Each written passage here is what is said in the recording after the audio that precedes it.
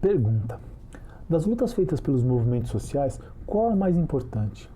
A luta pela transformação da economia, aquela que luta por condições dignas de trabalho, salários dignos e direitos sociais, cobrando então dos governos essa mudança? Ou a luta que pretende mudar a cultura, isso é, transformar os comportamentos e valores, entendendo que essas mudanças também passam pelos indivíduos, sendo não apenas uma responsabilidade dos governos? Essas e outras respostas aqui, dentro do nosso Covil Sociológico.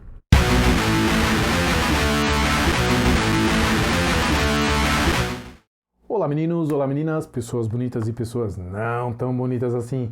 Esse quem vos fala aqui é o professor Rony dos Santos, da Escola Estadual Aracy Zebral Teixeira e professora Maria Regina. Estamos aqui para mais uma aula de Sociologia dentro do nosso Covil Sociológico. E estamos aqui na quarta aula de 4 prometidos para esse bimestre, para a galerinha aqui ó, do terceiro ano do ensino médio. Beleza, rapaziada? E o nosso tema de aula hoje é movimentos sociais tradicionais e novos movimentos sociais, tendo como tema específico entre a economia e a cultura, a atuação dos movimentos sociais. Beleza, rapaziada? Então, vamos para a aula? Siga nós aqui, ó. Vamos desenrolar a ideia aqui, rapaziada. O que é mais importante? Mudar a economia ou mudar a cultura? Os movimentos sociais são, antes de qualquer coisa, agentes transformadores de estruturas sociais. E ao passo que a sociedade é um campo social de disputas políticas, é necessário entender que essas estruturas são atravessadas por relações de poder, seja no campo da economia ou no campo da cultura.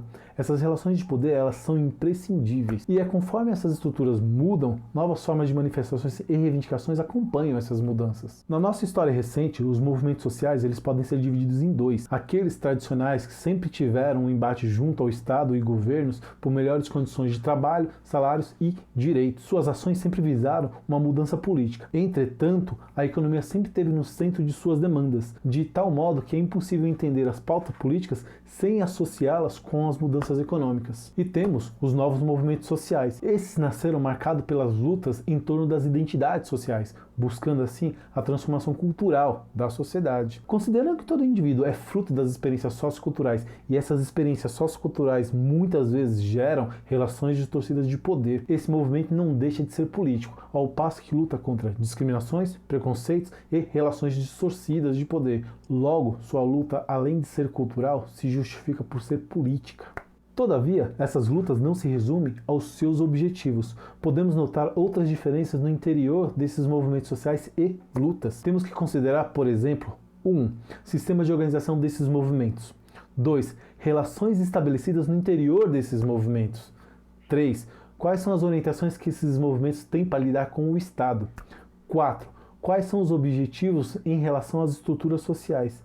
Entender as características desses movimentos pode fazer-nos entender as suas motivações sociais. E entender as suas motivações sociais pode fazer-nos compreender que tipo de sociedade estamos vivendo. Do ponto de vista das organizações, se olharmos para os movimentos sociais tradicionais, percebemos que eles se organizam de forma vertical e com uma rígida estrutura hierárquica no seu interior. Ou seja, suas ações sociais seguem as orientações de seus dirigentes. Da mesma forma em que essas ações visam um embate político com o Estado, objetivando transformar as estruturas sociais e econômicas. Por outro lado, os novos movimentos sociais concentram suas demandas para a esfera da cultura, ao invés de mandá-lo para a economia.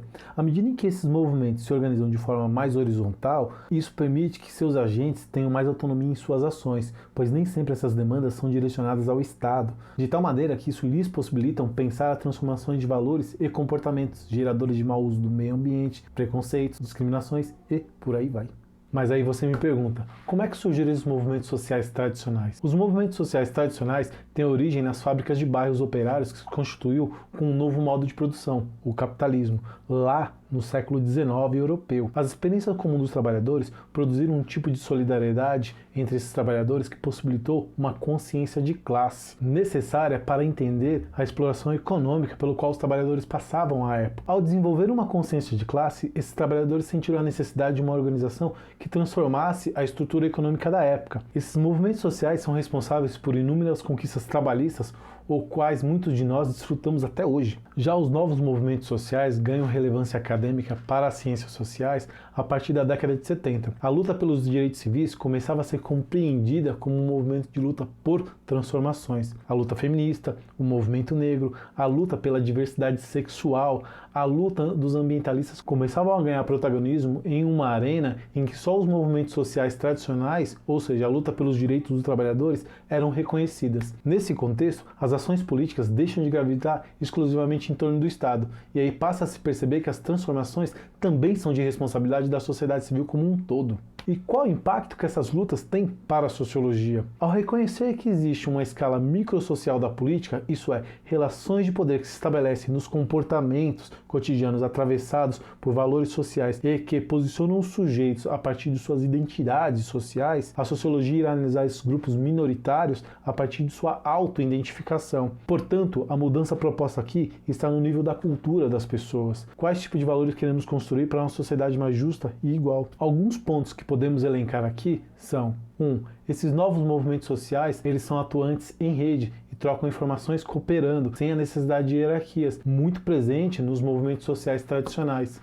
2. Sua base social vai além das estruturas de classe, à medida em que eles se concentram em torno da causa que luta. 3. A dimensão identitária é o fator de mobilização. Para os movimentos sociais tradicionais, a identidade é sempre uma identidade de classe.